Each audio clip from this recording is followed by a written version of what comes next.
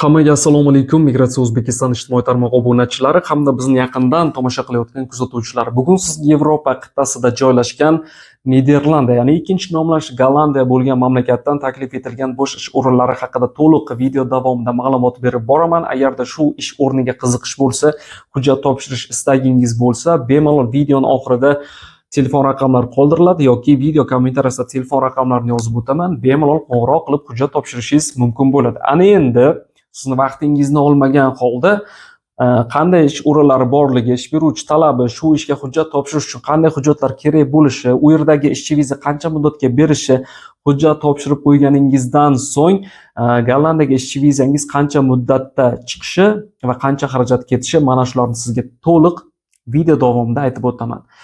Xo'p, ana endi Niderlandiya hukumati O'zbekiston hamda O'rta Osiyo fuqarolari uchun ikkita soha bo'yicha bo'sh ish o'rinlari taklif etdi. Bulardan biri mebelchilik fabrikasi, ya'ni mebel sexi, ikkinchisi esa hayvonchilik sohasi.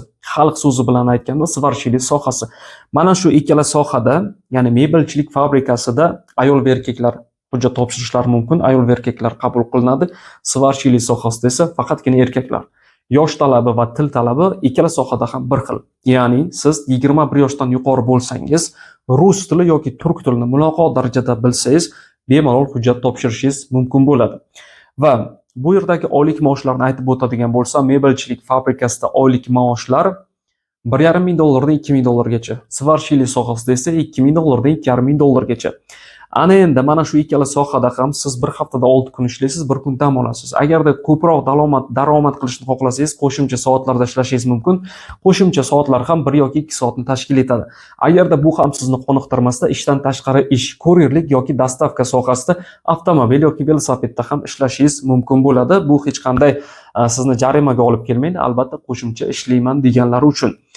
Ana endi siz xuddi shu sohaga hujjat topshirmoqchi bo'lsangiz, hozir sizga qanday hujjatlar kerakligini aytib o'taman. Undan oldin bizni Telegram Migratsiya O'zbekiston ijtimoiy tarmog'iga obuna bo'lish uchun video ma'lumotni ko'rishingizni taklif etaman. Xo'p, hozir sizga Migratsiya O'zbekiston rasmiy Telegram kanaliga qanday obuna bo'lishni ko'rsataman. Telefon orqali yozib olingan video ma'lumot. Xo'p, hozir plus Telegram, kimda Telegram bo'lsa, mana shu ilovaga kirib olish kerak.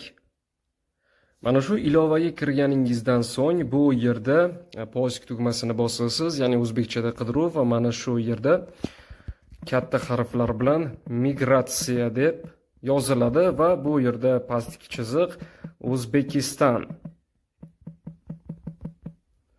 Xo'p, yozganingizda O'zbekiston migratsiyasi kelib chiqadi. Mana shu Migratsiya O'zbekiston rasmiy Telegram kanalining ustiga bosganingizda bu yerda ishchi vakansiya Germaniya bo'yicha va balki Janubiy Koreya, Kanada, boshqa davlatlar bo'yicha, Birlashgan Arab Amirliklari va dunyo bo'yicha 30 ta davlatga yaqin mamlakatlar ichidan ishchi vakansiyalar taqdim etiladi. Oylik maoshlar, ketish xarajatlari hammasi to'liq aytib o'tilgan. Mana shu bu yerda qoldirilgan havola orqali onlayn ro'yxatdan o'tish havolasiga kirib, ro'yxatdan bemalol o'tishingiz mumkin bo'ladi, agarda sizga qaysidir davlatdagi bo'sh ish o'rni va vakansiya ma'qul kelsa.